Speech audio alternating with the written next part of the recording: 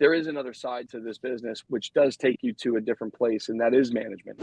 I do believe that taking that next step into management can be something rewarding, but also something life-changing for you personally. And rewarding being you get to bring other people along with you over time, which has been something that's extraordinarily rewarding to me in my career. I worked really hard to have that good timing put me in the position to get the opportunity. It wasn't an accident. I worked really damn hard for it. And if you work really hard for it, dude, you can reap the benefits, and you will. It's a matter of when, not if. Is it better to sell cars or become the manager? Meet Josh Clinton of Hollywood Chrysler Jeep, who went from a 16-year-old high school dropout to the managing partner of his car dealership. In today's episode, he's going to explain to us why he thinks becoming car sales manager is the best job in the dealership.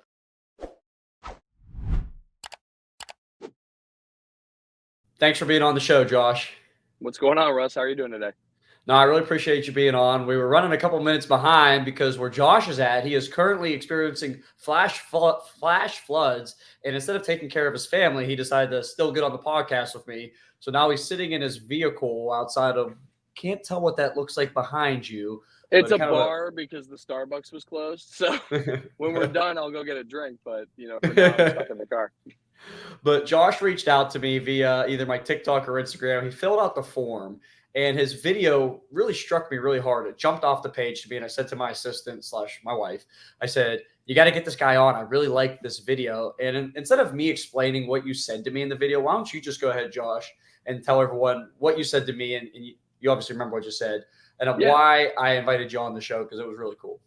So, you posted a video the other day, a couple months back, relative, but you posted a video about how you had been offered a promotion to management recently, and you decided to pass over the opportunity because, what you're doing is extraordinary, right? Like, you are definitely the exception to the rule. But, you had mentioned that management opportunity and that you moved on from it and you decided you want to keep selling cars. And then, you had Fred on the show talking about 140 cars a month. And, that's also extraordinary. That's phenomenal. That's just not the norm. Right. Yeah. That's not something that anybody really should expect to do. And what you're doing in numbers that you're so honest about and modest about, in the 20 to 30 car range, that's an excellent salesperson. Right. And that is something that can be achieved, from a top salesperson. And, that's great. My opinion was something a little different, though, because there is another side to this business, which does take you to a different place, and that is management. So, that was kind of my goal when I started selling cars when I was 19 years old. I had a really great mentor who sat me down and said, hey, is this going to be a job or is this going to be a career? Because I think it could be an exceptional career for you if you take it really seriously. And from that moment on, I did, sell a lot of cars, right? I took it seriously and I treated it like my own business, like we tell everybody else to do. Yeah. And, I sold 20, 30 cars a month for a few years. And by the time I was 23 years old, I got the finance and, the rest is history. So, I do believe that, taking that next step into management can be something rewarding, but also something life-changing for you personally. And rewarding being, you get to, bring other people along with you over time, which has been something that's extraordinarily rewarding to me in my career. Recognizing talent and giving them the coaching and the mentorship that I got and allowing them to grow the same way, but also the personal, side of it, selfishly for me, right? Going forward, going from finance to sales manager to GSM to GM to partner, in a short amount of time, really putting in the work and getting, some skin in the game. That's really the ultimate goal, right? And eventually I still have goals, right? Like the next goal is going to be the dealer, and then the next goal is going to be the dealer of 10, right? Yeah. So that goal, search never ends. It's just what's the next one. And I really love that part of this business that just always keeps me motivated. And I would love to share that journey and that experience and that, that whole part of this thing in the car business with everybody else. No, and you said something in the clip you sent to me that there's another side to the story. And first off, I love stories and I love interviewing interesting people. And when I had first begun this podcast, I said, I'm just going to interview car salesmen. And quickly that has changed already. We're on our third or fourth episode here, already interviewing a managing partner, which we're going to kind of dive into. I want to question you about that. But there's so many interesting people. There's so many different opinions in the car sales world, the automotive industry. Just had a guy on, Frank Crediti, sells 140 cars. If you asked him, he'd say, never, ever, ever be a manager, build your book of business, sell cars, do it my way. And I was like, and then when you reached out, I was like, well, let's get the entirely different opinion. This will be really fun. And I'm kind of closer to Frank's side than your side. Not that this is like a debate here. This is more me just trying to understand every aspect of and not just me, but anyone listening, to understand every scenario that can play out as someone who starts at a car dealership and where they can go and what the opportunities and options are. And that is why you're here. And the first question I want to lead into it, I try to ask everybody this that gets on the podcast, because everyone has a different story. They're all very entertaining to hear. What led you to the automotive industry? I don't think when you were in first grade and you told your teacher what you wanted to be, you didn't say, I wanted to sell used cars or be a car salesman. So, you know what? It's funny, man. Back to first grade, my dad used to tell everybody, he's like, my son's going to be an attorney or a car salesman. And I was given like the gift of gab, So like, I love people. I love connecting with people. When I was young and going through school wasn't really for me. And I tested really well. I did well on my SATs. I did well on this, but it wasn't for me. And so going through high school, when I was 16, ironically, my mom is a social worker. She works for the Department of Education, right? And I'm 16 years old, and I'm like, Mom, I know I'm not going to go to college. This just isn't for me. I'm not a school guy, and I'd like to just move forward in life now and skip all that BS. So she said, what do you want to do? I said, I want to drop out of high school. I want to go start my career today. I want to go gain life experience, gain work experience now. And by the time I'm 22 years old, I'll be 6 years ahead of everybody else my age. And, I'll have no debt and I'll be just working towards my career and towards my goals. And she goes, well, that's a great plan. Now you have to find your career, but I'm behind you, so having her behind me was fantastic, and that motivation was to prove myself right for her. Yeah. And that was fun. So like, it took me a few years to really figure it out, but it's ironic, you're RussFlipsWhips, right? But like, that's kind of how I got into the car business was, back in the day, I'm 34. So, I came up with social media just when it was first starting, and I would go on Craigslist and I'd buy a car that I saw an opportunity to make a few bucks on that was probably undervalued. The seller didn't know how to merchandise it right. Yeah. Like, I'll give you a great example, man. There was a 95 Mustang GT convertible, and it was like forest green with a tan top. Everything was in great shape, but there's a primer gray door because she got in an accident and she halfway fixed it. I bought that Mustang for $2,000, went to Mako for $600, made it look like $1 million, and sold it for $5,000 in a week. So like, you thought you were the man when that happened. 100%, right? And so like that experience where I was like, I just had that ability to see something that somebody else didn't, and then merchandise it and market it a different way, and then sell it for a value that I knew I could get if I really did it all right. And 2 or 3 of those later, I had like traded and sold cars over and over again, and put a $10,000 stack in my pocket really quickly. And I was like, I think I can do this as a career. I think I'm pretty good at this, right? So I went and I got into the car business, believe it or not, at a buy here, pay here dealership when I was 19 and in Tallahassee, Florida.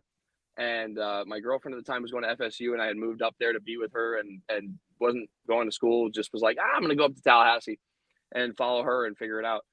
Hated buy here, pay here. Hated it.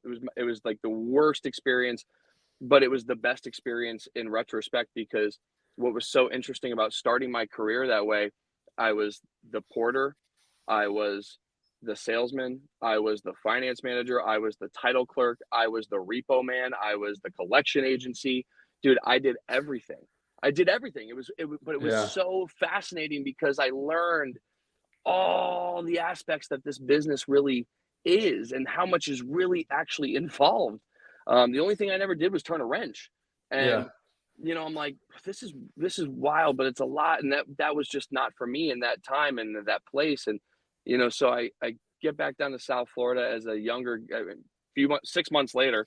And I'm like, I'm not going to sell cars. I actually really didn't like it. And what's the first job I got 2 days later was selling cars. So, so I went to a new That's car how it goes. franchise. Right. I went to a new car franchise. I got a job in the first interview I took, and the rest is history, man. I met my mentor there, and he really put me on a great path, and showed me what I could do.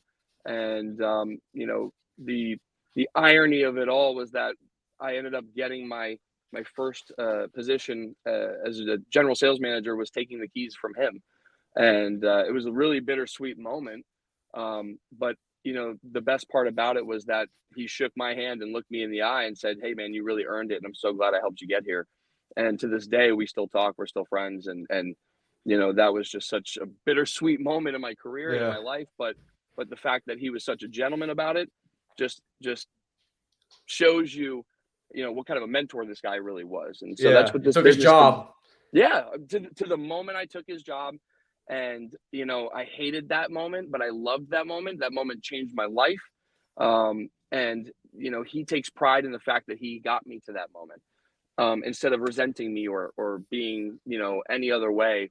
And me being able to do that for somebody else one day is just I look forward to that moment. So at what point in your career, you were selling cars and you were obviously doing pretty decent to get promoted. Like how many cars were you selling? And then when were you like approached about being manager, selling, averaging so many X amount of cars a month? Yeah, so I was right in your wheelhouse, right? So I was like, 20 to 30 a month, pretty much right there. I was selling Kias at a time. It wasn't super popular. And What time frame was this? so I started with Kia in '09. And so from 2010, 11, 12, and Yeah, 13, you're a good salesman if you were selling Kias, selling 20 to 30 Kias from '09 to 13. You sell 30 Kias now, you're average. yeah, But it yeah. wasn't Toyota then, man. It was like it was hard, and Yeah. building up that book of business was difficult. But I mean, yeah, it was really rough at the time. Kia was fun to sell, though. I'll tell you what, the manufacturer gave us a lot of great perks, and I don't have enough kind things to say about the brand as far as the actual quality of the car and the actual brand itself. They took really good care of us, and I went on 4 really nice vacations in a row because of Kia. Yeah. So becoming platinum elite with them was great perks, but it was a difficult journey. You're right. It was definitely something that taught me how to overcome objections, Yeah. constantly, right? Like there was nothing but objections. It was just all price, all budget. Everything was really hard to build value in the eye of the consumer at that time with Yeah. Kia, and that gave me a really great advantage, I think, moving forward in my career, because I did something that was pretty fucking hard to do. Excuse me.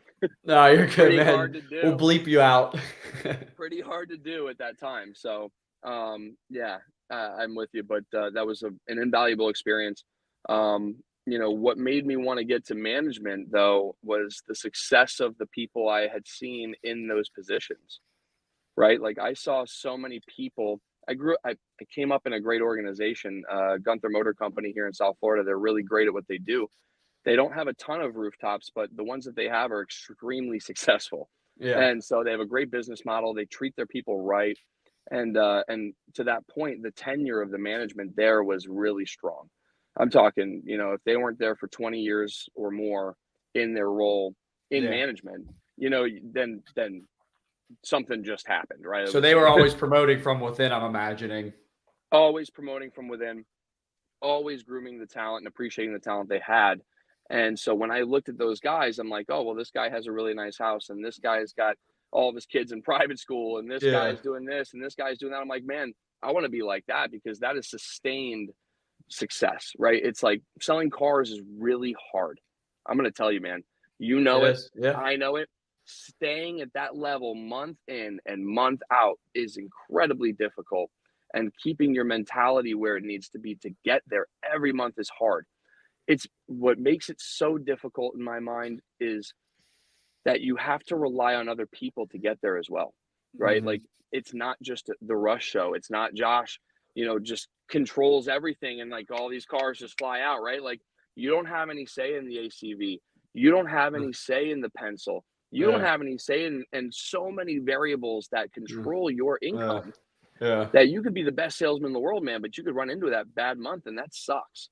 You know, the difference when you get to that management level at finance, the difference was the deal already comes to you signed up. You take the deal jacket and you say thank you, and you can create an opportunity from there.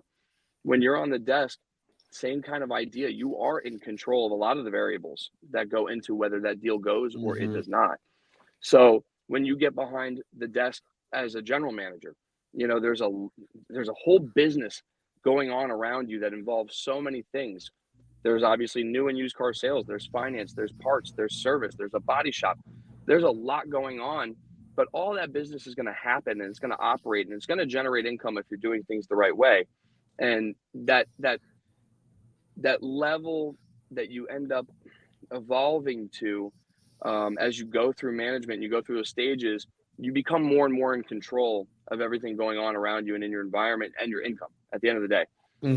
And you continue to elevate everything involved. And so that's kind of the other side of it I wanted to kind of share with some of the other people in our industry, because, you know, if you don't think you can become a managing partner, you know, you think that's something that's out of the realm of possibility. I can't be a GM one day. The younger guys in this business, like you and even me, even still at this time, you can do anything.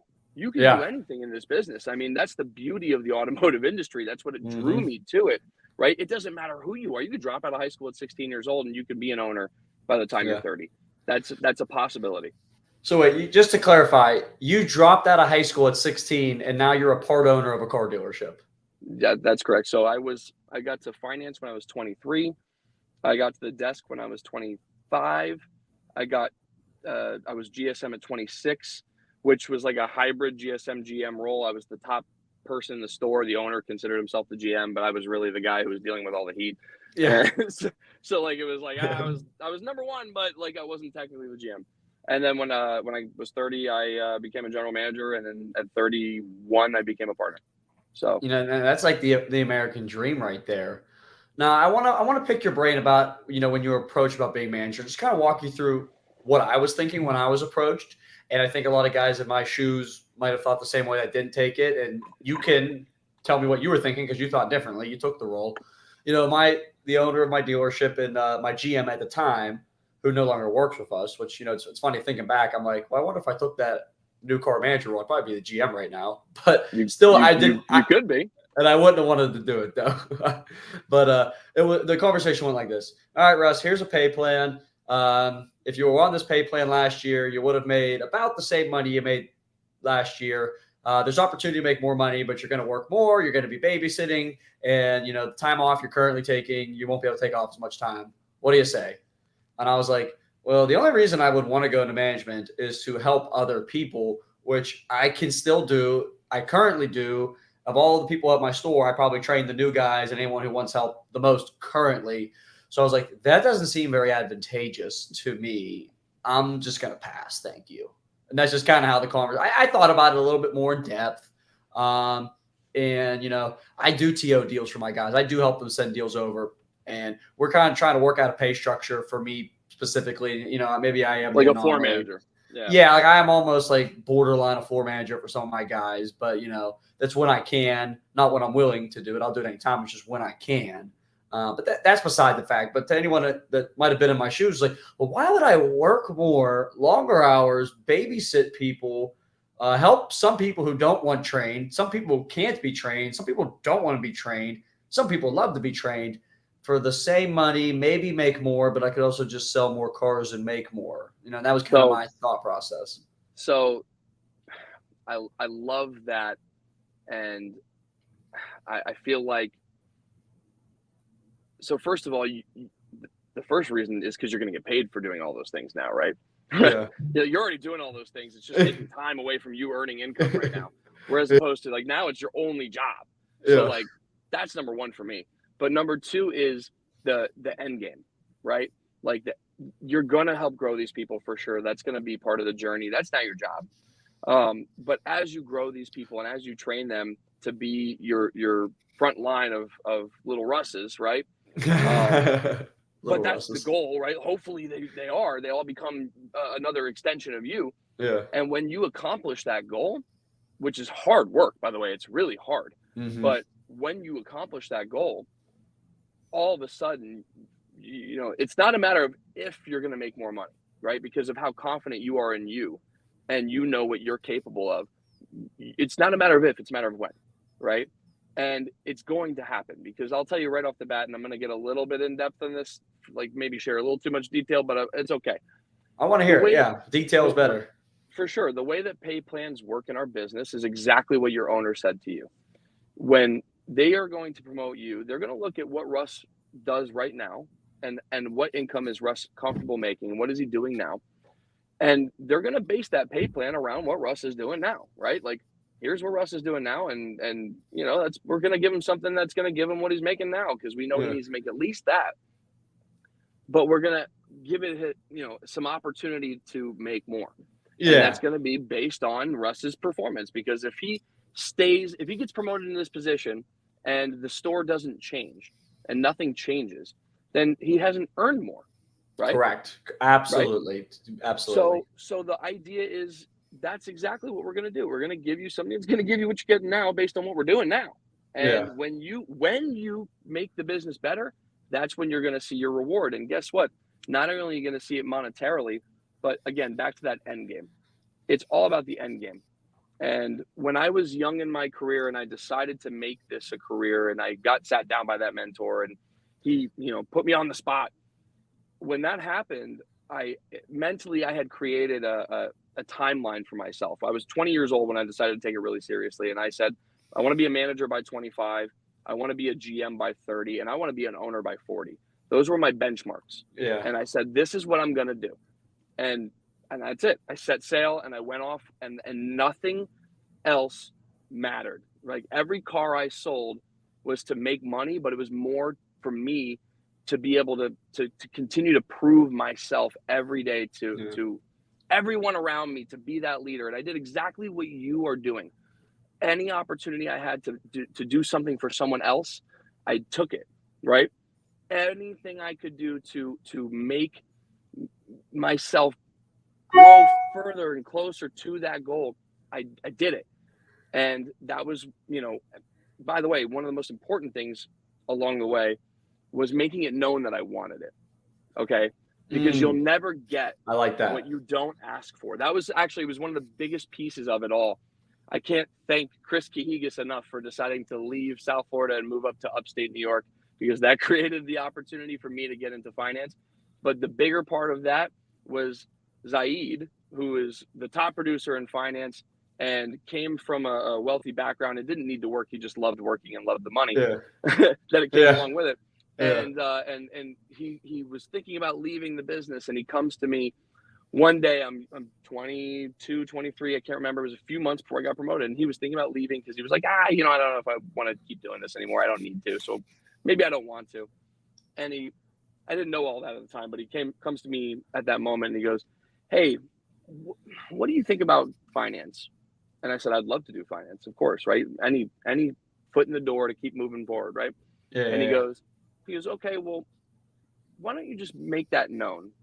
Go to the finance director and just let them know, hey, if there's ever an opportunity that presents itself, you would love to be considered. Just that simple, that humble. Don't go with a resume and show them all your numbers and tell them how great you are. Just say it really nice, really smooth and humble, and just be, let it known.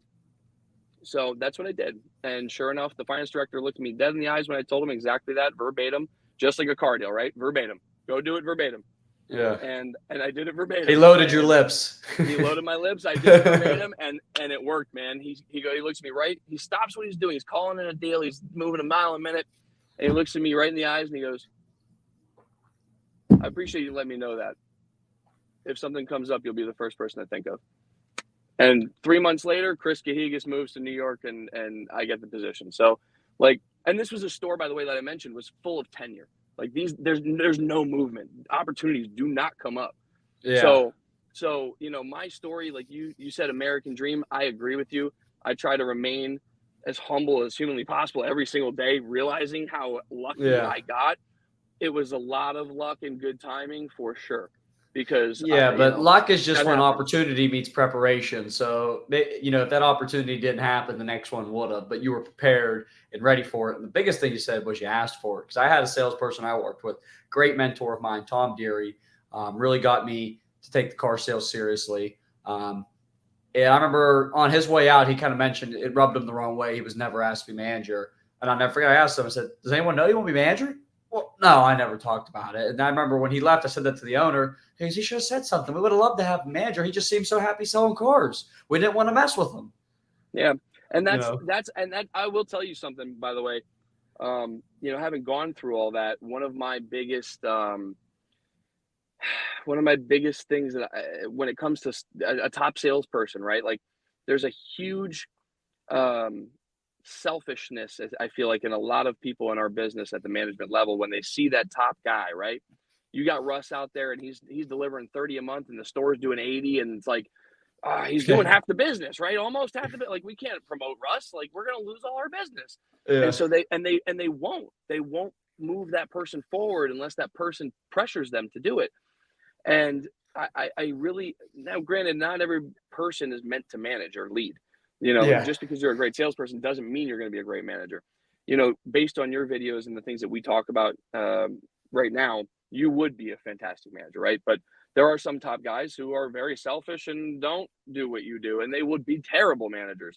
So my point is, when you have that top guy that is the top guy and leads with that humble mentality of like, hey, it's a team effort. Just because I do this doesn't mean no one else can. Let's all do this, right? Yeah. When you have that person, the last thing you ever want to do is make that selfish decision as a manager and say, I can't afford to lose Russ on the floor. No, you want Russ leading the team, and again, making a bunch of Russes around him, and all of a sudden this place is going to double its business because Yeah. you've made Russ the leader that he is and gave him that opportunity to lead these people. So like, that happens all the time too. And that it's a shame. I see it happen and I hate it. One of the biggest compliments I get is watching somebody that I've worked with and mentored along grow into something more and actually spread their wings and fly and make it out of my store, and go to something bigger. Because when that happens, there's no bigger compliment to me, Mhm. and if I'm doing my job as a general manager and as a leader, I've already created a succession plan behind that person, and the next person is ready to step up and take it over. So it's all about leadership. It's all about giving people that opportunity that deserve it. You shouldn't have to ask for it, but if you want it, damn it, you should ask for it. Go That get it. is, Yeah. it's incredibly, yeah, you have to make it known. If you don't make it known, don't expect them to give it to you, especially when there's a lot of selfish managers out there that won't give it to you Yeah. if they think it's going to hurt them. So, Now, I feel like 99% of car salesmen are poorly trained. I'm blessed. I had a 30-year-old desk manager who was kind of on his way out of retiring for whatever reason, took me under his wing and he didn't just teach me how, he taught me why. And some of my word tracks and why I say things are just phenomenal. And I see it in my dealership. We do an okay job, but there's no structure. It's like, hey, go train those guys. What are we going to talk about? Let's do this today. And then you do it for 10 minutes. And then a guy gets a phone call and then the training that was supposed to be an hour was 6.5 minutes. What do you do when you get a fresh green pea, new car salesman, and you want to get him to the level where he can comfortably take a customer? Is this a 30-day process, a 60-day process? Is it, here's the keys, there's the lot, go sell some car sport? Like, what does that look like for someone like you who has come up through the ranks and understands what it takes to get someone to the next level? So this process took time. I will tell you, what you just said is 99.9% of dealerships, right? I mean, we hire that green pea. We say, here's your T-shirts and, go nuts, buddy. Like, Yeah. no guidance. I mean, Here's your logins. To the point where they don't even get the login, right? They're like, how do I get keys? And you're like, Yeah. oh, nobody gave you a key track? Oh, shit. Sorry. Dude, that just happened to us. Yeah, right. So, like, that's what happens. And so what happened to me when I became GSM / GM, whatever you want to call it, when I was 26 years old, I noticed that trend in my first few months when we hired a few green peas, that they'd come in, they'd get no direction, no guidance. There was no plan. And 3 days later, they don't show up. They're no call, no show. They never hear from, we never hear from them again. And, it happened a couple times, and I'm like, wow, there's something wrong here, right? Like, what's going on? Yeah. And I looked hard in the mirror, and I'm like, we can do this better, right? And so I wrote a sales process myself of how I used to sell cars and how I was successful. And I'm not reinventing the wheel. The only thing I did differently was I changed it from what, I don't know, how many road to the sales steps did you learn out of curiosity? Me? You personally. Like the steps of selling? Step. Yeah. 10. How many steps? 10. Right. 10, 13. I've heard it all. Yeah. I broke it down into 5. And I wrote a few short paragraphs on those 5 steps. It was really, really simple. It's meet and greet. It's needs and wants. It's walk around. It's demo. And it's commitment. Those are the things you need to do to sell a car. Yeah. Whatever happens after that is it's part of the road to the sale. You got to write up the paperwork. You got to do this. Forget about all that. Sell the car first. Right. None of that matters until you sold a car. Mm-hmm. So why are we worried about it? So I broke it down to those 5 steps that lead to a sale. Because once a sale is made, as the manager, I can help with the rest. Yeah. Right. I'll walk you through the paperwork. I'll get that customer into finance. I'll find somebody to help you deliver the car, take it to detail. All that would be done for you. Don't worry about it. Just do the 5 steps. Yeah. And so that was how it all started for the training process in my, leadership terms. But it's evolved a lot more than that since then. And for the reasons you've mentioned, because like training, especially coming out of COVID, right? Like post-COVID, this has become the most important thing. It's become a really hot topic, and we're losing salespeople who got too comfortable with a lot of income that the money isn't there anymore, right? And you did videos on that. Which was great. Mm-hmm. And then we're gaining salespeople who have fresh perspective and weren't a part of all that. And so my key is like, I got to retain those people, right? Like, I'm going to invest time in them. I need to retain them. They need to understand I can't ever let that happen again. So we evolved that training process to a lot more. Like you just mentioned logins. Here's your logins, right? What are the logins? There's the CRM and that's it, right? Like you log into Windows and you log into CRM and that's all you got. And so we actually started providing the logins for a lot more things right up front, getting them invested and involved in all of the processes and all of the systems. Depending on your store, they all differ. But like getting them involved and trained in all those different aspects. We don't run with a BDC, by the way. That's going to be a hot subject on this if it goes any further than that. But like my store doesn't run with a BDC, and I'm probably the only one in South Florida that doesn't. Now we're consistently a top. By the way, we don't have Chrysler. We have Chrysler and Jeep. We don't have Dodge and Ram. We're a really rare bird when it comes to CDJR. That is rare. It's really Chrysler rare. Jeep. Yeah, really rare. We're just Jeep because we sell 1 Chrysler a month, right? What does Chrysler even sell? Do they still sell 300? Pacifica. That's 300 is discontinued. So we have Jeep, right? Yeah. And we're really good at Jeep. That's the one good thing about it, right? We're consistently top 3 in the southeastern United States in Jeep sales. Yeah. So we're not nobodies, but we're not the big boys either because we only have 1 brand. So it's nice to be able to wrap our hands around what we've got. We don't have a BDC for that reason. We have the salespeople trained to be salespeople, right? It's cradle to grave in my store. And that's a big part of the training process as well. And that's a big part of why we get a really great buy-in from our salespeople when we hire them and when we start training them. Yeah. Because we're not like, hey, here's some shirts, here's a couple logins, go stand on the floor and, play on TikTok for an hour until you see somebody from service walk in and they say, I'm getting an oil change. Like it's they're engaged constantly. Yeah. So we actually are giving them the opportunity to take leads. And they get a same idea. There's a 5-step internet lead process that I've developed and written, and I give to them. And it's, here you go. This is how you take a lead. This is how you move it forward. This is all the things you're going to do with your time and your day from the moment we feel you're trained to do it. And we really invest the time and engage those salespeople from day one with all of these things. But it works because, honestly, that's what we're there for, right? They get into car sales because they want to be doing, they like the action. Yeah. They want the action. So the BDC, who's better to take internet leads than a salesperson, I right? Is it a completely agree. BDC or is it a salesperson? Yeah. So I don't believe in the BDC. We've gotten out of that part of the business, and that's really helped us retain new salespeople. Is not just getting them involved by giving them leads. It's developing training around it before we go to that step. Now we have the training in place, and it's great because it's kind of set it and forget it, right? Yeah. Things evolve and things change. We can tweak it here and there, but once you've invested the time as a manager into training processes, then it becomes it rolls, Yeah. man. So I'd be happy to share with you any of the processes we have. We also, developed like outlined time frames of how we do things and what we want to do with them when they come in. Yeah. So another thing we did that was really, different. I mean, maybe not really, but we started giving a salary for the first 30 days. So there is that's smart. That's smart. Yeah, I mean, there's no draw for your first 30 days. We want you to come in, not have to worry about selling a car. You actually are not allowed. Unless you show us that you're an exceptional person, that you're an exception to the rule. Yeah. You're not allowed to sell a car if you're a green pea. Yeah. You're not allowed to sell a car for the first 30 days.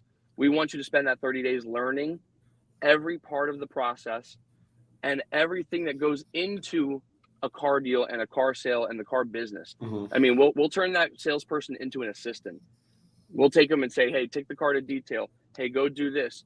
Go gas it up for me. Yeah. And they'll learn everything that's involved and everything that it takes place during a car sale before they ever have to actually sell a car. And they're not in the hole when the next month comes, and none of that's a problem. We say, hey, here's a salary. It reminds me of have you ever seen, what's that Ben Affleck movie? Boiler Room? Boiler Room, yeah, right? Yeah. In the beginning, in that boardroom scene, right, where he goes, you're going to make $400 a week for 6 months, and it's not a lot of money, Yeah. And if you're not ready to do that, then it's kind of the same deal, right? Like, we're going to give you a small salary, and it's going to be okay. You're going to be able to pay some bills. You're not going to become a millionaire this month. Yeah. And if that's not okay with you, then this isn't for you. But I'm telling you right now, when you're done, we're going to have given you so much training, and we're going to put so much effort into making you ready that when you step on that floor, you're not going to experience anything but success if your mind is right, because you'll have all the knowledge and training. And I feel like to every manager listening, to every salesperson listening, if you're a customer listening, here's an example that happened at my dealership on Saturday. We just had a manager change. My brother has been moved back to F&I. We got a new GM. We got a new used car manager, and we're figuring it all out on the fly. It's kind of fun, but there's times where it's chaotic and it's not fun for anybody. So new car salesman sells car on Saturday. My brother takes deposit. Customer leaves. Customer is supposed to come back Monday night. Customer shows up Monday night. My brother, the salesman, didn't schedule it, just like verbally told us manager he's coming. Come in. Yeah. So he shows up, goes back to my brother, and I'm like always. Anytime there's something wrong going on, I'm just involved because I'm the longest tenured employee basically at the sales department, other than one other person. So I'm like, I know what should be going down. Some of these guys are still learning. Okay, so the credit wasn't sent. Not a big deal, right? When we sent the credit. Well, they need this guy's social security card. He just drove 2 hours to get here. And it's 5:00 and the guy's here to pick up his new car and there was no system and procedure. And I'm thinking, well, why wasn't that deal sent Saturday? That guy was here at like 12:00 on Saturday. It takes 2 seconds. That guy shouldn't have even left till we had approved credit. And the sales guy's like, well, I thought when I got the credit app and hit save, it just sent it to the bank and got approved. And if it wasn't approved, he doesn't even know what Route 1 is. I mean, this guy just started. Right. I mean, he has no clue. He has no clue. Yeah. And so now finance manager's pissed off. Both the managers are pissed off. The sales guy's pissed off, and the customer's pissed off because we're telling him, "Hey, I mean, dude, we can't really sell you this car without a copy of your social security card." And it's like, do we risk it and sign the dude out? I was going to say, right? That's one of those moments where, like, as a manager, you're gonna have to put your name on it, or you're gonna, not spot a car. Like, what is the red flag? What is the reason they need the social, right? Is the guy using a consumer protection number, right? And it's not a real social? Is there a red flag on the bureau? There was like a fraud report, and long story short, this dude was a big baller. He was going to put 50% down. He ended up just paying cash. So ended up not being a huge deal, but can you imagine 5 people like in the finance office all huddled up like, oh my God, this is a nightmare. This is a nightmare. Like, you go talk to him. No, you go talk to him. This ain't my fault. Well, He's pissed. Go talk to him. You kind of nailed it though, right? Like, why is that chaos happening? It's because of turnover. It's because of turnover. That's at the end of the day, that's the issue there, because you have a finance manager, a sales manager, a salesperson, all not on the same page. And why is that? Because nobody really knows No where to go, process, what to no do, no procedure. communication, no process. And I It's all pulled the process. sales guy aside and I said, hey, in sales, as a salesman, just take responsibility for everything. So, that's just how I take it. So you should have been back there with my little brother 3 hours ago. Do you have everything you need for my deal? Hey, I don't know if anyone told you, but he's put 50% down, 36 months. Just want to make sure everything's good for my customer. Okay, when you learn to just do everything, you'll never have an issue like this. If your car's dirty at the time of delivery and you don't check it over and the customer complains, take responsibility. That's my fault. I should have checked this over. And I think that's a golden rule for salespeople within reason. Obviously there's exceptions to that rule. Russ, you sound more and more like a really great manager. I'm just telling you, man. It's just like every problem that you're coming up with, you have that solution, right? And there's a process to be developed and implemented for it. And we have that, right? In my store, what you just said, we have a delivery checklist, and you should, if you don't, you should have one. And it should be unique to that store and to your circumstances and to your personnel. But we have that, and part of that checklist is exactly what you just said. Because which one of the questions on your SSI survey? Is the car in perfect condition when you took delivery, right? And we have that question on that delivery checklist that the salesperson has to sign off on, and then they have to have the manager do the exit interview, and we are supposed to go around the car and do the same thing with that customer before they leave. So there should be 2 quality inspections on that car before it leaves my lot. The salesperson, who, if there is an issue, should absolutely take it back to detail and make sure it's perfect before it actually leaves this lot. And then us making sure and verifying that they've done it. It's accountability, it's process. But what you just said is management. I mean, come on, man. You just got to take it over. Take the store, man. Take the keys and just, I'm telling you right now, you're going to be managing partner, Russ, in a short period of time. And maybe you get your own name on the building sooner than you think. Well, I'm almost managing from the sales floor because I just helped us set up all our follow up, and I'm doing all our marketing now. So it's like I might be the only person on the sales floor doing what I'm doing right now. It's kind of crazy. So you actually got involved in setting up all the CRM processes and getting all that stuff firing out and doing all that for everybody else? Yeah, we just changed it actually. It's interesting because it's kind of opposite of what you just said. Salespeople were handling all incoming leads and they weren't being followed up properly. I get so many leads from social media. I don't know what to do with them. 90% of them are like a waste of time. I won't even lie. So I said, we have a very small BDC, like 1-2 people. I said, what if they just respond? That's fine. I said, what if they just respond until we get a heartbeat? Email response, text message response, phone call. Then it's passed off. Just to make sure they're properly followed, because salespeople, they do that day 1 email, day 2 email, then you get 50 leads and then it's their day off and nothing's firing. So why don't we have like a whole no contact, no engagement follow-up. And the second there's a response, it's fired off to a salesperson. You don't try to sell them nothing. Just get who's ever available, get it to them. And that's kind of what we came up with, so there's no engaged follow-up. And every store is different. I want to just make that really clear. So I mentioned that about my store. I only have Jeep, so it's a smaller operation. It's a store that you can really do without a BDC because you can get your arms around it pretty easily. Yeah. And we're just Lincoln. I don't know if you do that. We're just Lincoln. People think I have Ford. I do not have Ford. It's a very similar circumstance, right? Yeah. And so like if you were one of these big CDGR players on 20 acres of land and you got 1,000 cars in stock and 50 salespeople, like, yeah, in that circumstance and in that environment, you probably can't do a cradle to grave situation. It's just not going to work, because you have to be able to manage that process, and everyone has to be really trained up and really understand the nuances that go into it, because people don't understand how difficult internet sales is. Even though it is the majority of our business these days, there's so much that goes into that process and that training, looking at where that customer lives compared to the location of the store, looking at the source of the lead and how they actually came to us, looking at the car that they're looking at and what they inquired about. And does anybody else actually have that car, or is that a really unique piece and that's why they're here? There's so many different pieces of strategy that go into internet sales that have to be trained and taught and reinforced over and over to be really, really effective and good at it. So like, you can't expand that over 50 salespeople. It's just never going to work. So in a store that has that high volume, that high size, it's never going to happen. But in that Lincoln circumstance or in this Jeep circumstance, I think it does work if you really just manage it. So we do have a BDC manager, by the way, or an internet manager, whatever you want to call it. I do have somebody who runs it and keeps it everybody accountable and holds the team to a standard and trains on it all the time. But other than that, which you have to have somebody for accountability. Other than that one person, it's all salespeople, and it can be done. It's just like you mentioned before. It's training, it's processes, it's just those basic fundamentals of this business that people have to follow.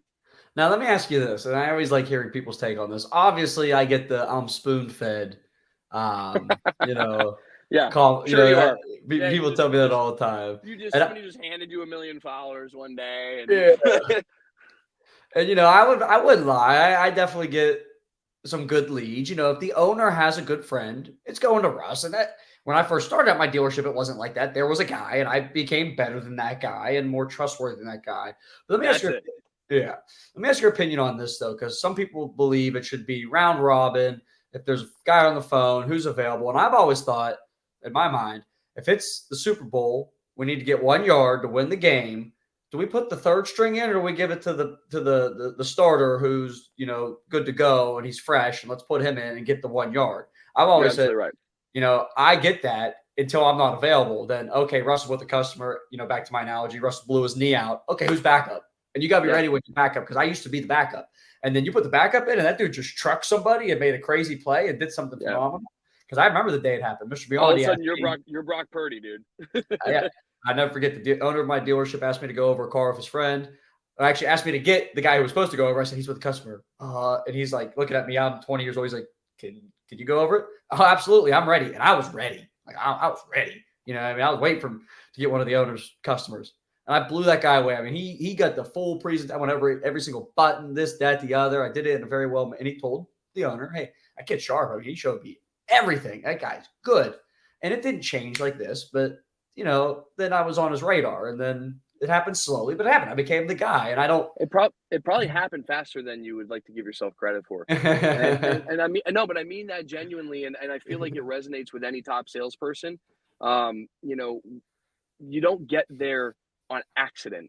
You know, there's an old saying from somewhere, somehow, you know, poker is all luck, right? Well, is that why the same 5 guys make it to the World Series of Poker final table every year? Right. You know what I mean? Like, no, like it doesn't happen on accident. It's not just luck. So it all starts, man, with just taking pride in what you do. It starts with taking pride in what you do.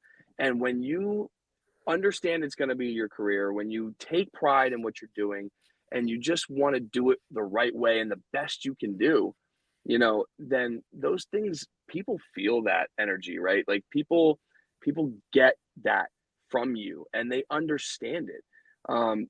That can't be ignored. And actually the way that I like to put it to other people is, especially when we talk about this subject that we've been on a little bit, which is like going into management, wanting it and getting it. It to me, that next person who's next up, that next successor, that next manager, promotion, they have to be undeniable. That's the word I use. I like that word. Undeniable. It's undeniable, right? Like if I have to ask questions about who I'm going to promote next, it means I don't have somebody undeniable. And there's, when you get that person that is just like, that person is undeniably good. Like they are the best and it's not even close. Well, guess who's getting the bone, Russ? It's the guy who's undeniable. It's the guy who does it all right, all the time, 100%, doesn't skip the delivery, doesn't skip the follow-up call after the sale, doesn't do anything wrong, follows the process 100% of the time, or at least 99% of the time. Yeah, of course. You know, there's very little gray area in doing the right thing when it comes to selling a car. You know, the car business is a lot of gray area. That isn't one of them for me. Like doing your job the right way and earning the business, right? Not asking for it without having earned it. You have to earn the opportunity to ask for them to buy a car from you. And then once you've earned that right and the customer agrees, then you need to follow through, because it's not just I earned the right to get to the 1 yard line, and now that I'm at the 1 yard line, I'm ready to score the touchdown, and I'm in the end zone.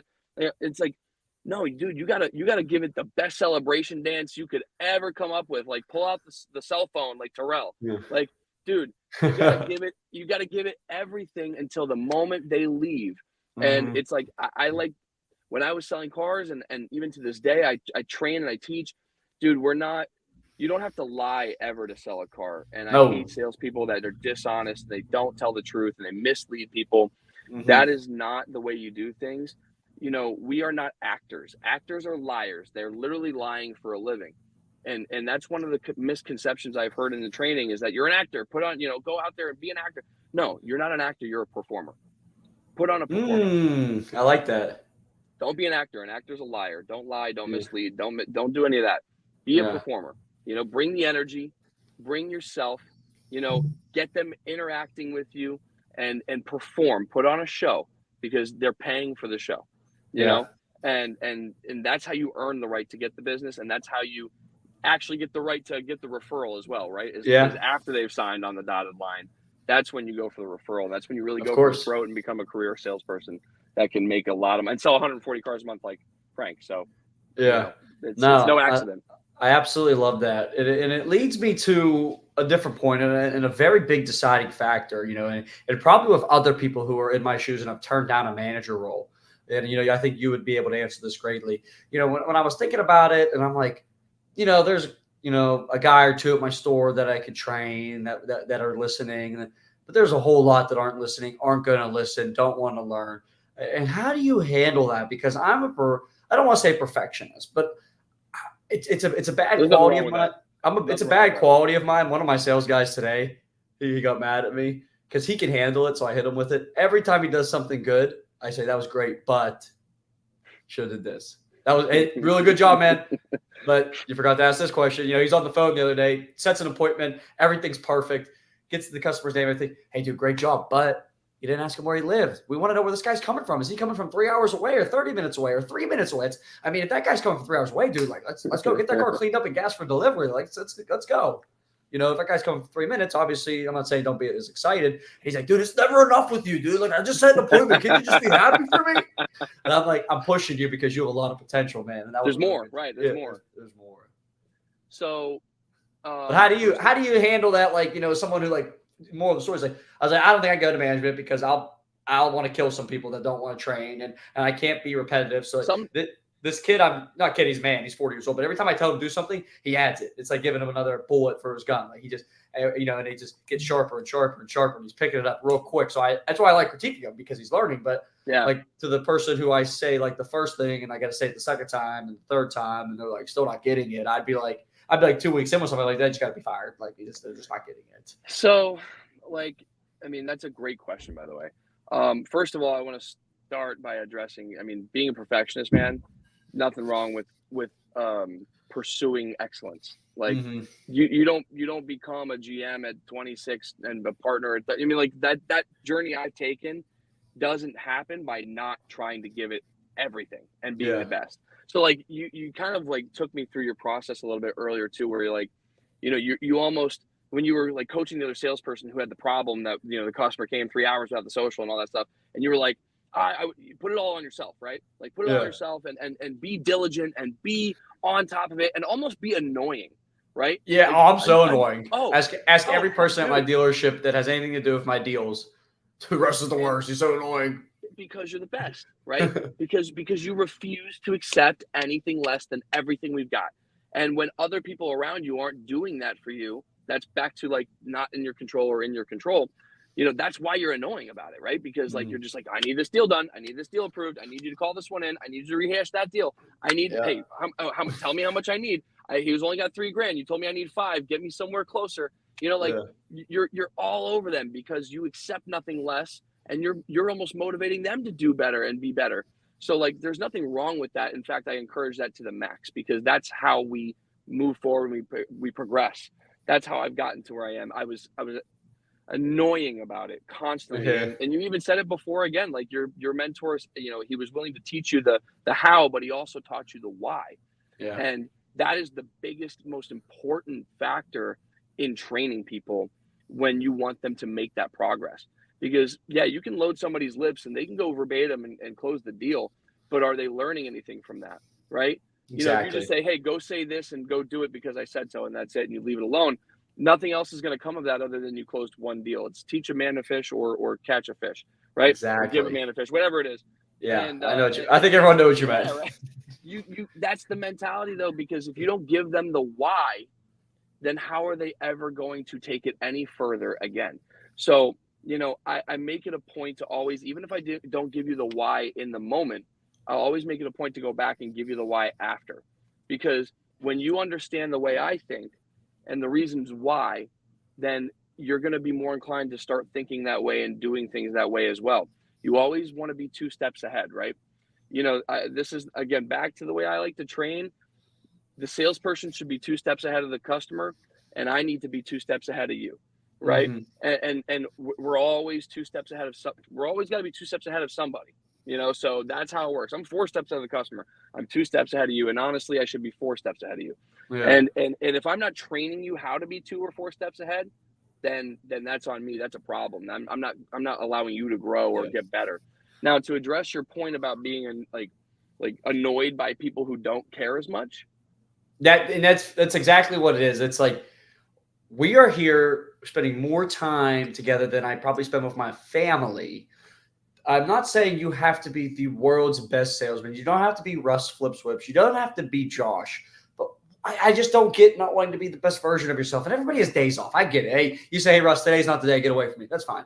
But that can't be every day. Don't tell me you don't want to role play. We didn't role play yesterday. We're role playing today. Don't tell me you're going to do it when it's go time and that you're fine. You know how to talk to customers go time, because I hear you talk with your customers. You're not very good at it. You know, the way I'm talking to the camera right now is how I probably look to my salespeople. No, I'm looking at myself. I'm like, I'm speaking to me the way I would be speaking to them, or you would be speaking to them. It's 100% fact.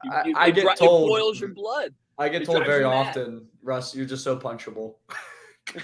But you know what? It's because there's nothing wrong with expecting everyone else around you to be as good as you when you know they can be and they're choosing not to, right? And I tell people, I go, dude, the day I stopped trying to train you is the day I gave up on you. Because I don't have to do this. I'm a sales guy, dude. Like, I'm training my competition in a nutshell. Like, I'm training you to compete with me. You know, and I always say, not that you ever could, but you know, we're trying to get you close. I don't have to do this. So you nailed it. Yeah. And that's it. And from a management perspective, you know, I'll say this, but it's like, once again, I don't have to. You have to. Like, you have to train these people, and it's your job to either make them better or fire them. And like, I feel like I just be the type of manager that's just like so quick to fire. Well, I'm gonna this guy ain't getting it, fire him. I'm gonna give you something a little different too. I'm sure at your store, and because at every store this exists, every store there's that 12-car guy, right? That 12-car guy. He's good enough, right? He makes a living. He's able to pay his rent or his mortgage. He's able to put food on the table. He's not going to sell 20 ever, right? But he's also never going to miss bonus. He's never going to be in the hole. You know, there is that guy everywhere, probably more than one of those guys at every store. And we got a few of them. Right. The world needs ditch diggers too, Russ. I mean, and that's like a really, really crappy way to put that. But like, that guy is just good enough at what he does to keep his job and make a living. He's just good enough for me to keep him on board and have some faith in him that he's going to be okay and that we're going to sell some cars. But I've come to the conclusion and the realization as the manager that he's never going to be that guy. You know, he's never going to be Russ, and it is what it is. You know, the only key that you can do with a person like that to see if maybe possibly you can get them to the next level, and this is not a me thing, it's just something that I've picked up, is the why. You know, if you can get that person to give you their why and really hammer home their motivation for why they're there and why they come to work every day to do what they do. If you can really tap into that and push them forward with that motivation, then you can do something maybe to move that person and elevate them along. It's like a 50-50 shot. If you got somebody who's been doing 12 cars a month for 5-10 years and you know, they're either set in their ways and they're not going to do any more or any less, and that's their temperament. And at that point, as a manager, you have to just accept that that's who they are, and that's okay. You know, you just it is what it is. That's just them as a person. But the other half of those people, that if you can find out that why and that motivation, why do you come to work every day? Find out that motivation and really, I hate to say exploit it, right? But like kind of it's the truth of the matter. Like if I can exploit that motivation, find out what it is and use it to make sure that they remember that every day and stay motivated, then like I'll give you an example. Some salespeople, it's time off, right? Like Frank was talking about how much he enjoys his time off. That's or me. you, right? And so like if I got that guy that I see that's on the cusp and I talk to him and I have that one-on-one with him and I say, what is your why? Like, why do you come to work every day? Why do you want to do this? And he's like, man, I want to make as much money as I can to go out on my day off and do whatever the hell I want, right? Boom. I want to go to the casino and drop a stack on a roulette table and not have to think about it, right? But I want to enjoy my day off when I'm off. Cool, man. Good for you. So how are you going to get that stack, right? Like, let's get that stack for you right now, you know? So you can go drop $1,000 on red and not have to worry about when it lands on black. But it starts today, right? So let's make that $1,000 right now. And all of a sudden, that guy's got, whoa, I got to make it. Yeah, you're right. And all of a sudden you see that change in that person, and you keep reminding them, and you walk by them and you say, hey man, 14 black, and you just keep walking, right? And they go, oh wow, that's not even a real example, but I wish it was, because it's cool. Like I don't want the guy that doesn't care and doesn't even have a why. I want to find out the why and see if I can make it work for everybody.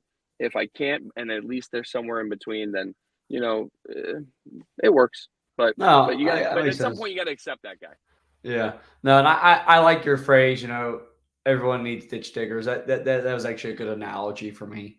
I like that. Now, would you rather have this? I don't know why this popped in my head, but would you rather have 10 car guys or 5 20-car guys?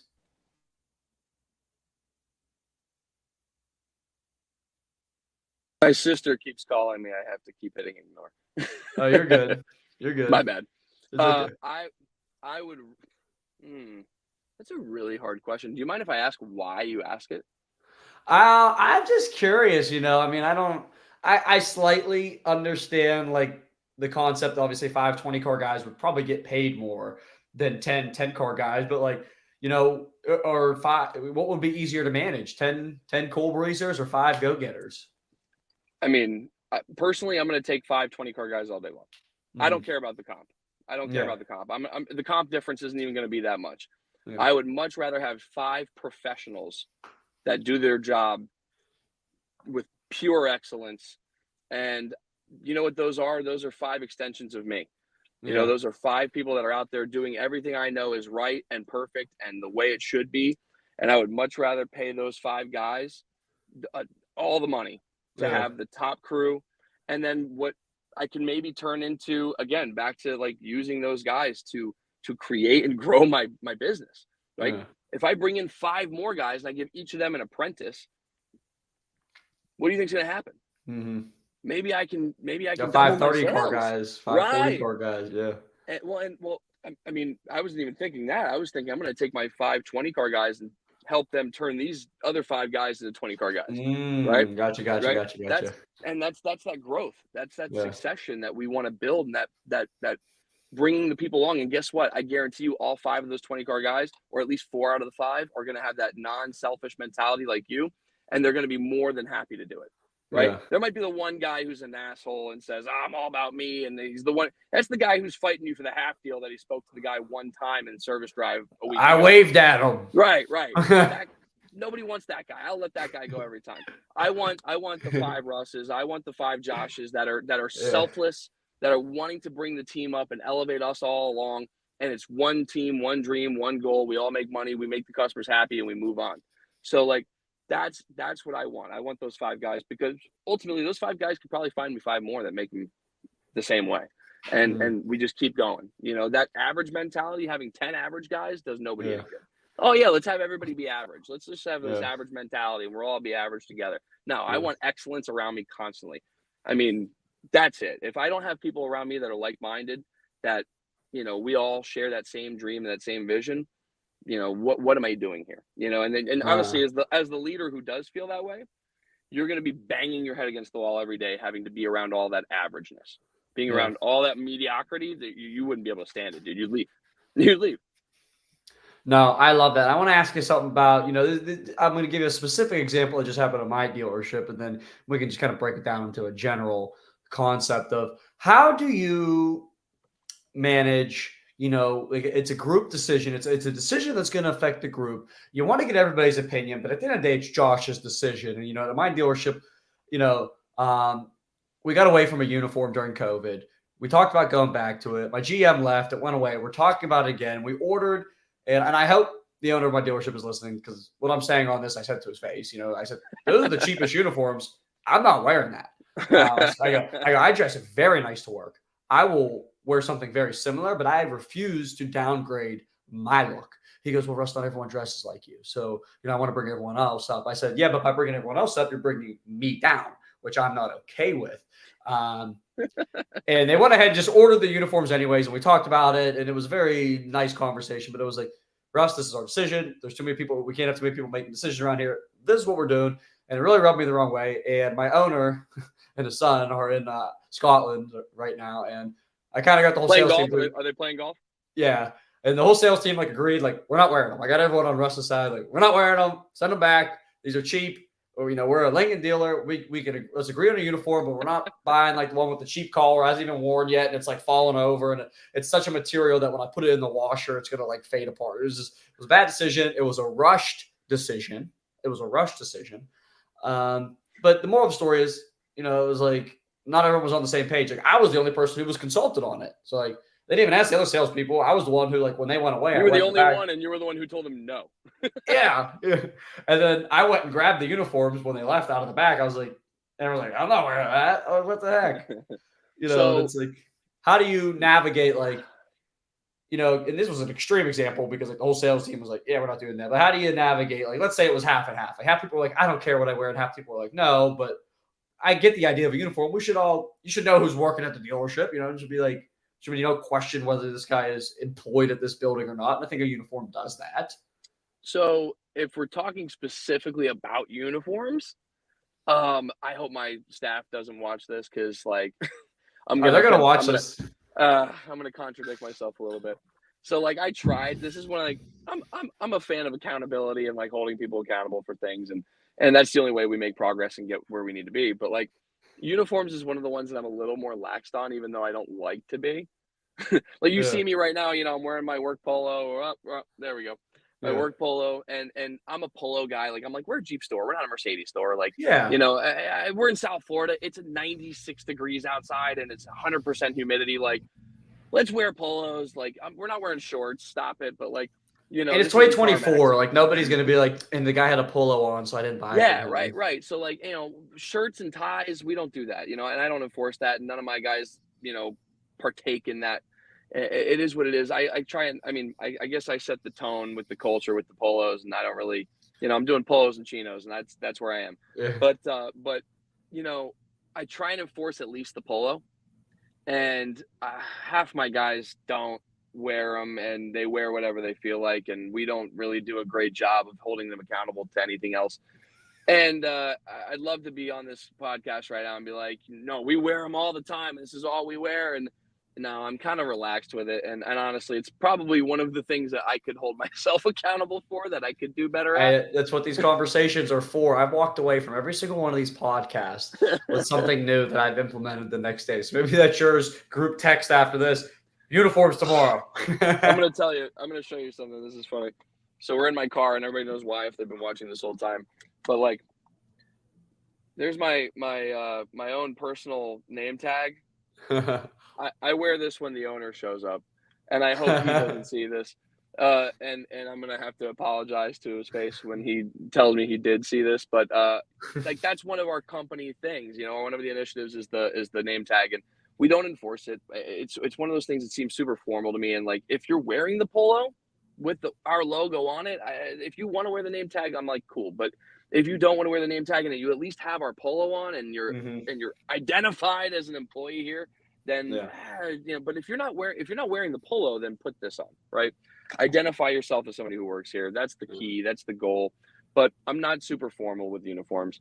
If you want to talk about decisions, making a decision and that went, sideways because I didn't consult other people, or how do we do that? Just decisions in general. Yeah, I've definitely made a bad decision without consulting the group first and learned from it. Mm-hmm. like that's a young management screw up, right? Where you're like, this is a great idea and I'm going to do it. And then you don't think about all the people that it affects. Yeah. And especially when you're a young general manager and you start, because 99 out of 100 general managers come from sales. So the 1 out of 100 comes from service or from parts, right? Like from fixed operations. It's not the norm. All of us come from sales. So when we get into that GM position and we're humbly learning the fixed operation side of our business, we tend to make that misstep at least once. If we make a decision based on our sales background and based on what we know and what we think is going to work in the service side, because, it's all the same. It's the car business. It's easy. Just do this. And then you throw a bad decision against the wall to see if it sticks, and then immediately backfires. And you're like, oh, fuck, I should have probably spoken to somebody about that first and talked to maybe a couple techs and a couple advisors first. But you know what? You learn from that, and then you do. I mean, my best decisions and my decision-making process in general when it comes to bigger things that affect other people has definitely evolved over years of practice in engaging other people and their thoughts and their opinions. Mm-hmm. Because I might make the right decision on my own, but by no means am I always the smartest guy in the room. And if I am, I'm in the wrong room.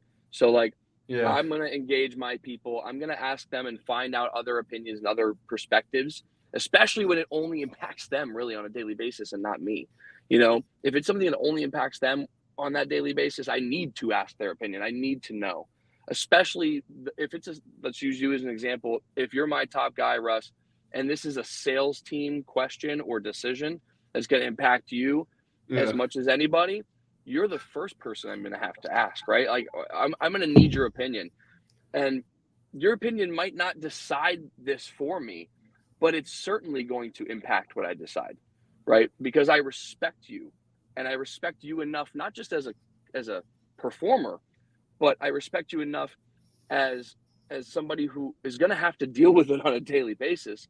I'm gonna have to look at you and put myself in your shoes and decide how is this really going to affect you and everyone else in that role. And to any managers listening, and I can't speak on every store. I've worked with a lot of people over the last couple of years. I've been the top salesman for at least the last 4.5 years. And when something changes, everyone talks to the top guy. Hey, did you hear they're changing the uniforms? Hey, did you hear we're getting a new CRM? And they want my opinion. Now, if I say, oh, yeah, I checked out them uniforms. Beautiful. They didn't spare a dime. But, and I'm sure a lot of top guys have this influence. We control the narrative. So I said, you don't want these uniforms. I'm not wearing it. That was the narrative. Well, I'll tell you, this is the one moment where I'm going to finally disagree with you on something. I'm going to tell you, I actually, as a GM, I would hate that answer. And I'm only going to tell you, if you respect your GM or if you respect your owner, the only reason I'm going to tell you that is because, maybe it was a bad decision and it was rash and it was whatever, but like you said, you set the tone, right? Like you set the tone for everything. So if you defy that leadership decision, it creates defiance amongst everyone. And when when everybody's up against, now they made a bad decision. We've lost respect for that management. We've lost respect for that owner. Even if it's just a little bit, it chips away that you have that opportunity to make the difference always. So always relish that role, always understand how powerful it can be, because your decision impacts all those other people's decisions and their thought processes. So that it's a small thing, but it seems like a small thing. It's dumb because it's uniforms, right? Like I made light of it. It's uniforms. Who cares? It's not that big a deal. Let's not be so serious about it. But it's the underlying part of that, and that decision that you make as that leader, how you approach it, makes a difference in everybody and how everybody's impacted. So it's just remember that. That's a good point. And I don't think I came off. I hopefully didn't come off in a manner that was disrespectful to them. I'm going to tell you something. They don't care that much. It's just uniforms, dude. They can return them. They'll figure it out. But the bigger. But that's a good point, though. Like you don't, like you said, you don't want to make a what is the saying, mountain out of a molehill or whatever it is. And, that could be, they just so careless, I'm sure someone thought that, like, they don't respect us. And, and I could have been the one that triggered that, and I probably could have handled it in a better way. Said, hey, I wasn't super happy with the way the uniforms turned out, but we're going to talk to them. We'll get this fixed. But I was a little livid because I do take pride in my appearance. I mean, there could have been a lot of changes that wouldn't have rubbed me the wrong way, like in a uniform. Well, and that's like a leadership thing too. It's just, it's like, again, back from being a young manager, I will tell you, like, when I was, quick story. I'm going to, like, really fast. When I got promoted, I'm 26 years old. I'm running the store. I got the keys. My dad shows up at the dealership, and, he happens to run in. We walk into the hallway with Jay Gunther. He's the owner, and Jay and us are in passing. And I said, "Oh, Dad, hey, by the way, this is Jay. This is Mr. Gunther. I just want to introduce you while we're both here." And my dad looks at Jay Gunther and he says, "Man, I can't believe you gave my kid this job." And Jay Gunther, without fail, in stride, keeps walking, goes, "Neither can I," and keeps walking, right? And that's like a perfect example of, like, I think back to that moment and I'm like, I made so many little mistakes when I was that young, and I made some, stupid decisions. And one of the big ones that I learned in leadership in general was, like, you don't always have to say what's on your mind. You don't always have to let everyone in. And I'm very outspoken. If you couldn't tell, I'm very animated. I like to be honest with everybody around me. I feel like that gets the best results from everyone. But I learned sometimes you got to keep it up in your head. Sometimes you have to walk a different path, and sometimes you got to do some things differently. And so, like, an example of that is, like, in that moment for you with the uniforms, for instance, like, the one thing I might have done differently was, if I felt that strongly about it, maybe my persona out to everyone doesn't have to be super positive or super negative, but behind closed doors, I'll give them a piece of my mind, right? That's like politicians. They say you got to have a public opinion and a private opinion. and you know what? You don't have to be so political about anything all the time or ever, or, whatever at the dealership. Like, I'm with you on that. But, there's those certain moments where you have that opportunity where you can do something in front of everyone, or you can do it behind closed doors. Chastising an employee as a manager is one of those things. I mean, I'm sure you've seen a salesperson just get eaten alive at the desk, right? And he's made to be this big, right? And he did something dumb, or he said something dumb, and he probably deserved it. But when you make him feel that big in front of everybody else, they've lost respect for you. They're not going to fight. And then nothing good ever comes of it. Yeah. So, I've learned over the years, as I've made those dumb mistakes that I did as a manager. And if I would talk down to someone in that manner or that moment, because I expect so much more. I am one of those guys like you. I'm passionate about it, and I am a perfectionist. And so when I see someone else not living up to that, it triggers me. But I did learn to go behind closed doors, pull them in my office separately and on the side, and say, hey, you know what, man, like, I didn't want to do this in front of everybody else, but, like, what were you thinking? And make them explain it and give them the coaching they need privately. So good moment. I've learned from those things, but I feel like that was maybe one for us where you could have been like, yeah, you know what, maybe I could do that one differently next time. No, I like that. I'm gonna kind of wrap this up here with two questions to kind of tee this off, and to anyone who made it through the whole thing, give them some good value. I try to give, like, the best questions to the end, so anyone who does make it through the whole thing really gets a lot of value. And we appreciate anyone who took an hour out of their time to listen to two car sales guys talk about some important stuff in our industry. To anyone out there who is thinking about getting into car sales, is already in car sales, maybe just got promoted to manager. I mean, other than being the owner of a multi-store, you are at the pinnacle of what you can be, a managing partner of a car dealership. Now, when I ask you this question, Josh, I don't need exacts on how much money you're making. I don't need to see a W-2. I just want to kind of give people out there an idea of what the opportunities are out there. You said you dropped out of high school at 16, worked your way up to managing partner at a very young age. If you were to move no farther into your career, you have reached a pinnacle state of what a high school dropout can do in the automotive industry, from car salesman to part owner. And a lot of responsibilities come with being part owner. You are responsible for what the store makes or loses, and that monthly total comes in for what you guys made or lost. A lot of eyes are on you. It's going to be your fault, or way to go, Josh, let's do it again next month. So what does that income range look like for somebody like you or somebody in your shoes? Once again, I don't need exacts here. I just want to kind of give it to the people because, people don't realize what car salesmen make. I mean, I was at the gym with somebody the other day and they're like, yeah, you sell a lot of cars. I made almost 80 grand last year. I could never sell cars because, there's no way you can make 80 grand selling cars. I didn't even say anything to the guy. I was like, yeah, I wish I made 80 grand. That'd be crazy. Yeah, it's a tough racket. Yeah. Little Glenn Ross, man. So I just feel like some people aren't aware of the opportunities that are out there. Every market's different. So, what's it look like for you or people that like I said, I don't need specifics, but I just want to kind of, for myself and for anyone listening, have an idea of, what's out there. So just to make mention of that comment and that guy at the gym, right? So I recently went through NADA Academy, which I highly recommend for anybody who's getting ready for the next level of their career. And there's a lot of different professions in our industry in that room. So it's not limited to just, owners, operators, dealers, whatever. So beyond that, we learned, the lucrative background behind the automotive industry and how it compares to the average, or median income in the United States. And our industry is way more lucrative than the average. So let me just start by saying that if you are willing to go head first into the automotive industry, whether it's on the sales or the service side, our average salaries and incomes are much higher than the average in any other. So, it's a massive opportunity if you're willing to put the commitment and the work in. If you really do, and you have the benefit of being gifted with talent as well, right? Because, when you get to the elite level, you generally either have talent and or hard work. So when you combine those two things, you generally see that lucrative side of it pretty quickly. 6 figures happens pretty fast for you and for me both. I'm sure it was year one. So, and it's just how far over that 6-figure number can we get? So, it could be 0 as a managing partner, which is the interesting part of that job. If the store loses money, there's literally a balance sheet in the negative. You think you're making any money? Absolutely not. You owe right? money. Some stores will make you put money into it. If there was a buy-in or something, yeah.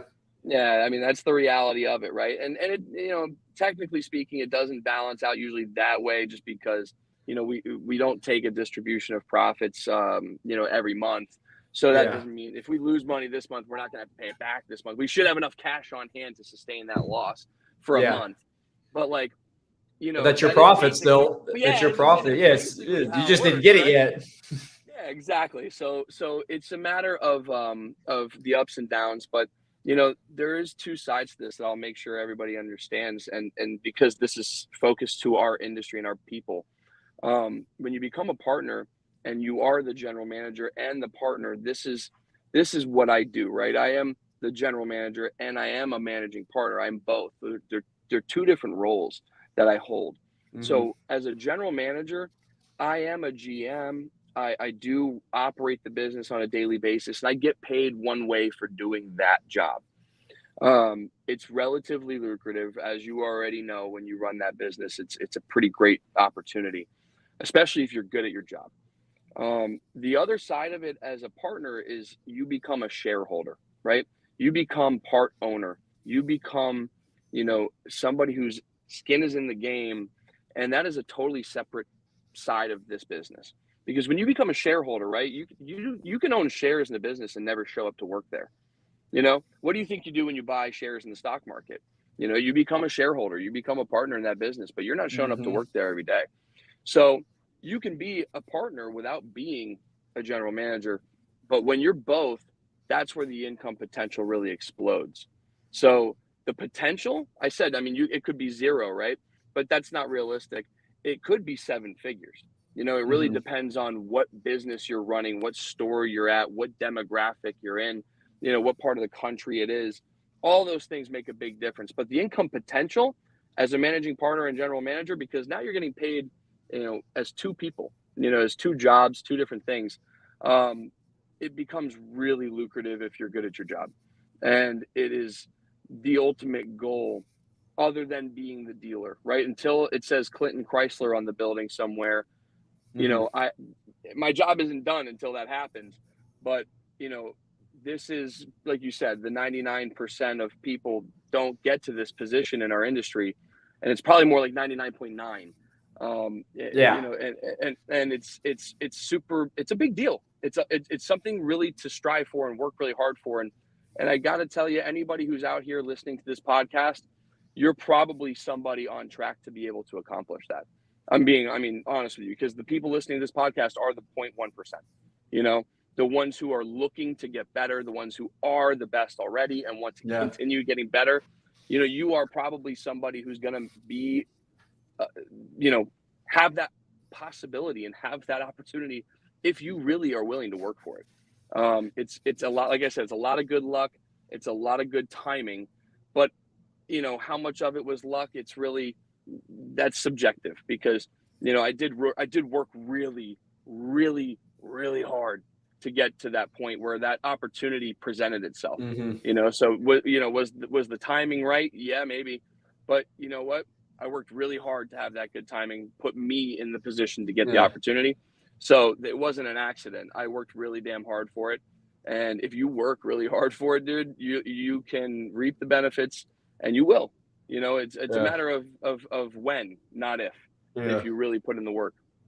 No, man, and that's incredible. You know, upwards of 7 figures. You know, and not a lot of people are doing that, but there are people, and I'm sure there's, you know, when I say lots of people, you know, we're not talking thousands, but I would say there's probably in the hundreds, you know, upper hundreds, maybe close to 1,000 people that are, or maybe more. I don't know, but I would say interesting. I'd be really interested to find out the number. I would probably say it's in the hundreds at this point. I can't say, I'm not going to expose them, but I was on the call with one of the biggest dealership groups in Florida, and they were trying to recruit me. Mr. Morgan. Maybe not. No, it wasn't Morgan. But it's a bigger group, and they were kind of running me through. We can edit this out. I'd love to hear it. No, it really wasn't Morgan. We'll stay on it after the call, though. I'll talk to you. Maybe it was my group. You don't know which group I'm with. You're right. I don't. But they were like trying to sway me, you know, and money's not a huge motivator of mine. I have a way different goal than that. But they were like, let me just read off what our top 20 guys made last year. And they were all in the millions, you know, top 20. Wow. Yeah, that was 20. And he was like, I could keep going. I mean, I got like another 15 guys before we get into the upper 900s. And I was like, yeah, it's not like that in Pittsburgh, man. I know a couple people close to that, but, you know, different market. But, you know, let's move on. I got one more question here for you. Go ahead. I'll tell you one thing. My friend Rayanne up there in Pittsburgh, her store netted more than my store did last month. So, you know, every market, every brand, it's you never know whose circumstances are what. And I'm going to give her that shout out because she deserves it. She just took over that store about, I want to say less than 6 months ago. And her store outproduced my store last month. And I'm a Jeep giant in South Florida, and she's a little Ford store in the hills of Pennsylvania. So, you know, it's all, you never know. It's just like that guy at the gym who says, you can't make 80 grand. Who knows? Who knows what you're making? You know, it depends on how good you are at your job, and you never know who's really good at what. So. I thought of this on the fly here because I was going to end with that question. I normally end with the money question, but I was like, no, it just came to me in the last 20 minutes here. This will be the last question. Let's say I was your 20, 30 car sales guy. Forget the social media for a second, because the social media, I does think changes like how you would talk to me about what I've got. For sure. How would you approach me after I said, I don't want to be a manager, leave me alone? How would you approach me and persuade me, or to anyone listening on, hey, Russ, you're dropping the ball here. You gotta be manager. I need you. You're gonna be new car. Then you're gonna be GM. And I'm gonna be managing dealer. Like, you know, paint the picture or whatever. How would you approach me or anyone listening on why that is the right move, instead of you know what Frank Credetti said? Hey, sell 140 cars a month and sell, you know, and work 18 days, or even cut that in half, sell 70 cars, you know, which would still be a fine living, or cut that number in half, 35 cars a month and work. You know, those are all really good livings for anybody. How would you persuade me or anyone listening? So, you know, even putting the social media aside, which is hard to do, but like, it kind of goes back a little bit to the why, right? Everybody's motivations are different. So it starts with motivation. If your motivation is helping people, you know, and that seems to be a big one for you. If the money comes for you and, you know, you don't really care too much about that part of it because it's not going to go up or down either way, and your goal, your main motivation is helping people, then that's what I'm going to strive to push for you. You know, hey, Russ, look around the store. We talked about how the processes for training aren't very good, right? Well, I feel like you're the perfect person that could help us fix that. That's something you could tackle in your first day in management, is we really come up with a really good, solid process for this store and for the people we want to bring in the future. And that would be right off the bat. That's just one part of it. But again, it's building up that picture that you can understand where that leads. It's the end game. I come back to the end game. The end game is, this is your career, correct? Right. So you take it really seriously, don't you? Yes, very seriously. So you probably want to retire early though, right? You don't want to do this forever. It can burn us out sometimes, huh? At this point in my life, I think retire early sounds nice. I go back and forth on that, but I'm with you. I think I'm going to work probably into my 60s, regardless of whether I can or have to, but because I love what I do. And the reason why I think I could probably make it to my 60s is because I don't get burnt out every single day by doing what we did as salespeople when I was selling cars, and I get a different challenge every single day. What's so unique about being a general manager and running a car business or an automotive dealership is there's 6 different businesses under my roof, individual businesses, new car dealership, a used car dealership, a finance department, a parts department, a service department, and a body shop. And that excludes the accounting side, right? I also have an accounting firm in my in my office over here, right? And detail too, if you I don't know if that gets counted. There's so many different parts to this business, so many different unique challenges every single day that keep things fresh and interesting for me. And I learn every day. I learn more every day. It's unbelievable. And it's especially because the business evolves and changes so much. So like, Russ, does that sound interesting to you? You're closing me now. He's closing me. Because, if I told you could have all of that in 7 figures in your pocket every year, wouldn't that interest you? It would definitely interests me. Well, that's could be something we could talk about then. This is the first step towards that goal. What do you say? Give me your signature right here. I'd probably sign. I mean, it starts somewhere, man. It's just that's the goal. But you approached it the right way. My dealership, and no disrespect to that, maybe they were just brutally honest. It was, you could make the same or more. There was no 7 figures in the talk. So I didn't really, Well, and that's something else I gotta mention too. I mean, the only reason I ended up with the dealer that I'm with, and they're a phenomenal ownership group. I just tell everybody that I meet that I have a real intelligent conversation with about this business, that my owner is the smartest person I've ever met. And, it's just, unfortunately for him, he's always going to be the smartest person in the room, because it is what it is, man. Like, sometimes you call a spade a spade. So like, he's a phenomenal guy. He's an incredible leader. He's brilliant. He's an amazing businessman. He's very compassionate and empathetic too, when he needs to be. Like, he's everything I strive to be. And he's given me this opportunity. It's something that I am very grateful for, and I hope I haven't let him down in any way. But I would have never gotten that opportunity with my family owned dealer across the street, that I was with for 10 years, and that's just the reality of it. And that's the reason why I am where I am now, because, I worked 10 years under one roof for one owner, and they're great people, great family. They're going from 2nd to 3rd generation right now as we speak. In fact, it's funny, you work with your brother. I didn't even mention this, but my brother worked with me as well. He's still in the car business. He's a sales manager for them till this day. We came up in the business together, and he's still there for a reason, because they're great people and they're great owners, and they take really great care of him. And he just hasn't gotten to that point where he has that opportunity to buy in and get a really great offer from a place like the one I'm at. If it wasn't for that opportunity, I would have never left, but that opportunity presented itself because I did something really good and something right at another place, and it became that stepping stone to the opportunity to become a partner somewhere else. And when I went upstairs and told Mr. Gunther, the opportunity I had and what I had to do, it wasn't a conversation of let me throw this at you, let me offer you that.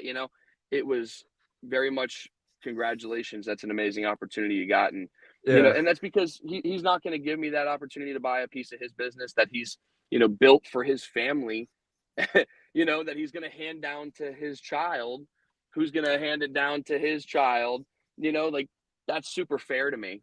Like I can understand why Yeah. you wouldn't give me the opportunity to buy part of your business when it's this family run business for 3 generations. So like, there was nothing personal for either of us. He was very, very gracious about it. And I was very thankful for the opportunities that he gave me. I mean, made me a 23-year-old kid as a finance manager and gave me the keys at 26. Like I couldn't thank him enough, Yeah. to give me those That's opportunities crazy. and really trust Yeah. me to get to that point. But, the opportunity came elsewhere. I'd still be there, and I'd probably be there for 40 years if this opportunity ever came, and I would have been thrilled, but it did. And I'm here now. So, it could be the same thing for you one day. I'm sure you love your owner and he's a great guy. And maybe this step forward for you onto the desk and eventually GSM and eventually GM, maybe when you become the GM and you turn that place into, doing double the net they do today, maybe he offers you that opportunity to become an owner. Maybe he Yeah. doesn't, but maybe it leads to something bigger, like you just Yeah. mentioned, right? To that guy in Florida who said, "Hey, Russ, let me reel you in real fast with this list of 7-figure guys I have that's 20 deep." And that's the reality of it. I mean, I wouldn't be surprised, in the least, to see you there one day on that list, man, because, but you just got to take that step forward. You got to take that leap of faith and say, you know what, man, I'm ready for it. And I bet you can find the time to squeeze some videos in here and there and, get accomplished what you want to accomplish, man. But, you'll never know if you could get to that one spot until you try. And Yeah. that's my advice. It's definitely go for it. It's definitely, you got nothing to lose. You know what I like to say to anybody who's really unsure at the end of the day? Like, if I still didn't close you in that conversation, even though you said I did, but if I didn't, I always say you can always go back and sell cars, Yeah. right? What did you lose? You know what you can do. You know what your talent level is, and your customers are still coming, right? Even if you're not the salesman and you're the desk guy, your customers are still coming. What do you have to lose? Give it a Hmm. shot. See how you can make an impact. See how you feel about what you're doing, right? And then if you really don't like it or you're really not getting fulfilled or getting what you want out of it, you've lost nothing, dude. Like go back, sell cars and do what you want. But no, go back knowing that you've given it every opportunity to really say I did everything I could to try and make that Yeah. work, and it is what it is. So that's the only thing that I would say. That was my counterpoint. That was the whole reason that I sent you the video, was Yeah. I that love point it. right there. So I'm glad you came back to it in full circle on that last question, because it's, yeah, I mean, what do you got to lose? Give it a shot. No, I love that, Josh. And thanks for so much being on the show. Let's talk afterwards here. I'm going to hit the end record. To anyone listening and you have an interesting perspective on the car sales industry, or you're just a really interesting individual and you want to be on the show, Instagram, TikTok, YouTube, anywhere there's a link with my name on it. If you click on it, cool little thing you can fill out. Be like Josh. Send me a cool video, something interesting, something engaging. A lot of you guys, unfortunately, you could be the world's greatest podcast interview, but the videos you send me are like so dull that I can take. You have 3 seconds to grab my attention because I get so many of these, and Josh really grabbed my attention on his. So thanks so much for being on, Josh. Really appreciate it. I really appreciate it, Russ. Hopefully we'll get to talk again in the future. Yes, sir.